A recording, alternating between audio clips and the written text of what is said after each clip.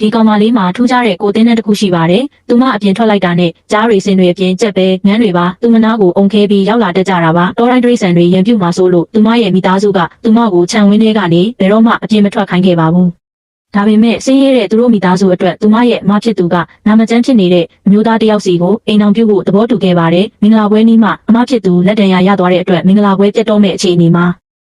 သူမကအမဖြစ်သူကိုစားအစားဝင်ပြီးအိမ်အောင်ပြုတ်ဖို့ဆုံးဖြတ်လိုက်ပါတယ်။ညီမလေးဒုက္ခရောက်မှာဆိုလို့အမဖြစ်သူကတားဆီးပေမဲ့သူမကတော့မိသားစုအတွက်နစ်နာခံခဲ့ပါတယ်။လမ်းခရီးမှာတောရိုင်းဒရိစံတွေမလိုက်လာအောင်အမဖြစ်သူကသူမကိုအနံ့ပြင်းတဲ့နန်းသာစီတွေလူးပေးလိုက်ပါတယ်။ဒါပေမဲ့မင်္ဂလာဆောင်တဲ့နေ့မှာပဲအဲ့ဒီနန်းသာစီနန်းကပြင်းလွန်းတာကြောင့်မကျန်းမာတဲ့သူတို့သားလောင်းဟာမိလဲသွားပါတော့တယ်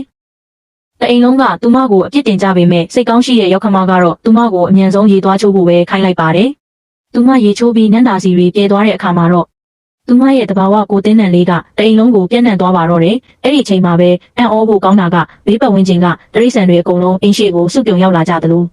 တတိမိနေတဲ့သူတို့သားဟာလည်းအဲ့ဒီရနန်းကြောင့်ချက်ချင်းတတိပြန်ရပြီးနိုးလာပါတော့တယ်။